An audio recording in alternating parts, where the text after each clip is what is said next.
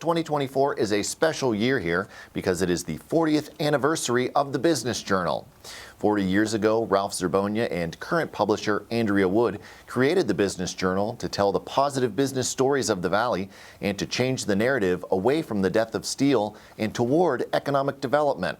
This year, a special double edition will mark the occasion in July, but we begin our year-long celebration with this story from our Growth Report 1. In the story from our inaugural issue of the Business Journal, published in August 1984, we touted our first success story, the Western Reserve Transit Authority.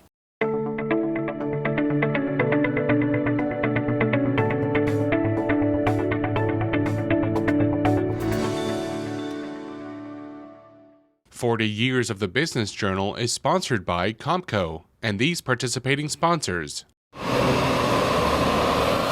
In Youngstown, the Western Reserve Transit Authority, or WRTA, has been a focal point since the first issue of the Youngstown Business Journal. The WRTA, then known for its What a Lift campaign, was expanding with new downtown services and a bus terminal. At the time, Executive Director Jim Ferraro declared WRTA was on its way to success after rebounding from a temporary shutdown in 1981. Current Executive Director Dean Harris is similarly optimistic about the future of the service.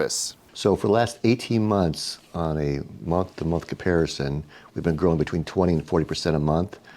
And for the year, we're up about 29%. Part of that, it would have been better, except when we lost the Warren routes in September, so that hurt our ridership a little bit. But we're still positive. And this year will be the best ridership year in the last 10 years since 2013. Initially known as the Youngstown Transit Company, WRTA transformed into a public entity in 1971. It is primarily funded by a county-wide sales tax and offers extensive services, including those for the elderly and individuals with disabilities. Since the onset of the COVID-19 pandemic, WRTA has not charged fares, which represented a minor part of its revenue. Instead, it relies on state and federal grants and other sources of income, such as advertising. Recent expansions include additional routes and modernizing efforts. Studies indicate that every dollar invested in transit yields a $4 return. And the other component is a lot of new businesses. When they're coming into an area, they ask if there's transit.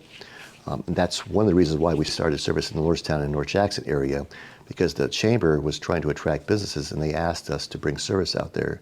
And with us bringing service out there, they were able to bring more businesses out there. WRTA is also preparing to launch 2 autonomous shuttles and revamping its bus terminal into a multimodal facility with retail, parking, and residential spaces.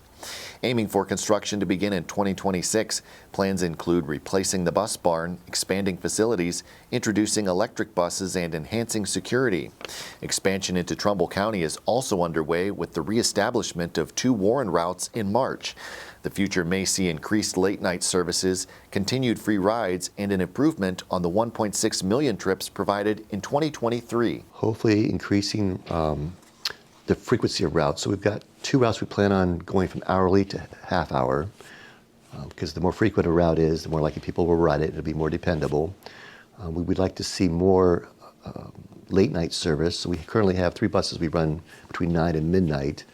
We'd like to increase that so there's more access, and also make it so that instead of just having to schedule in advance, you could actually get on your phone and schedule a trip as you need it at that time. It's kind of like Uber. We would also like to, of course, if we can work with Trumbull County, increase service into Trumbull County. But basically, we want to just increase service as best we can with the amount of funding we have available to us.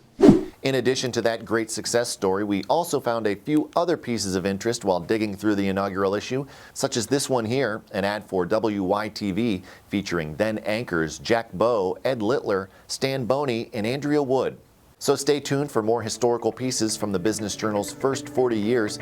Be sure to like and subscribe. Thank you very much for watching. I'm Mike Moliterno. 40 Years of the Business Journal is sponsored by Comco and these participating sponsors.